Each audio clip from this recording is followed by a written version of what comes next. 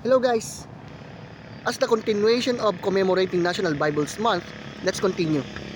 Ang Bible ay hindi ibinigay ng Panginoong Diyos para lang manalo sa isang diskurso, kundi para hubugin ang ating buhay at tayo ihanda sa katotohanan.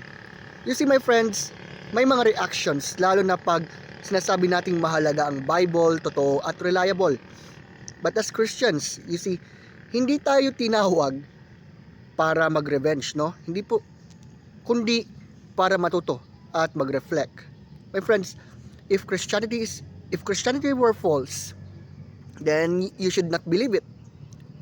But if it's true, you should not ignore it. Kaya sa araw na ito, ating talakayin to. Ganito kasi ang sinabi, na claim lang daw ang Bible, claim supporting claims. Kung tutusin, may point naman kung ang pag-usapan lang ay text isolated from history. Pero dito pumapasok ang mahalagang aral na dapat po nating matandaan, lalo sa mga kapatid na Kristiyano. Hindi natin sinasampalatayan na ng Biblia dahil lang sinasabi ng Biblia na totoo ito. We believe that the Bible is true dahil may historical, testable at anchored sa tunay na pangyayari, especially on the life, death, and the resurrection of Jesus.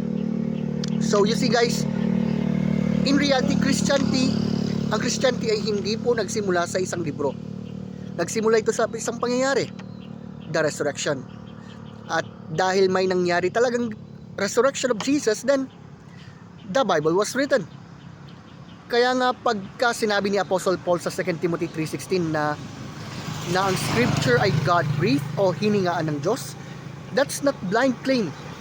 Yan ay conclusion ng isang tao o ng mga disipulo na handang ialay ang kanilang buhay because of what they had seen. Totoo yung sinabi ko last time na sincerity does not equal truth. Tama. And guess what? Hindi po ito sumisira sa Christianity. Actually, nagpapalakas nga ito eh. Bakit? Hindi po sinasabi ng Christianity na maniwala ka kasi sincere kami. No. Kundi, suriin mo. Tingnan mo ang evidence. My friends, kung totoo man o hindi ang Bible, hindi ito nadidesisyonan o hindi po ito napagpapasyahan ng damdamin, kundi katotohanan. Now, how about the miracles like parting of the Red Sea, the talking serpent, donkey, global flood, the creation of the universe? I understand, ginagawa nila itong katotohanan. Pero ito, if God created the universe out of nothing, mahihirapan ba siyang gumawa ng mga himala sa loob ng kanyang sariling creation? At saka ito yung pinaka-proper na tanong, may dahilan ba tayong manampalataya sa Diyos? May dahilan ba para maniwalang may Diyos? Kung wala, then lahat ng yan ay fiction. Pero kung meron, hindi problema ang miracles kundi ito ay expectation. Para sa araw na to, ano yung araw na dapat nating matandaan? Hindi sapat na may Bible tayo na nakatabi sa mesa o hindi sapat na marunong tayong mag-quote lang ng Bible verse even out of context.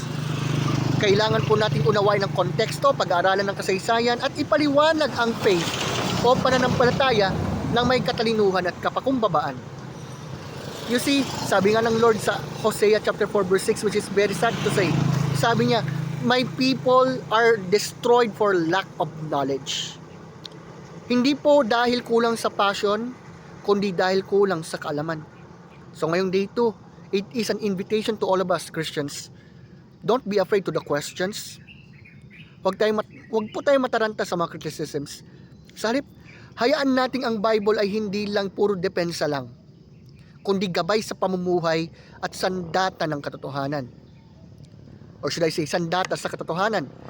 Dahil ang Bible ay hindi lang aklat na binabatikos ng iba, kundi ito ang salitang patuloy na nagbabago ng buhay. And to ask question, if the Bible is just a fiction, bakit kaya ang librong ito ang laging kinikriticize, laging binaban sa ibang bansa, laging pinagbabantaan na sunugin? At bakit lagi itong kinikriticize? Dahil ba sa naglalaman ito ng katotohanan tungkol sa Panginoon? Think about that for a moment, mga kapatid.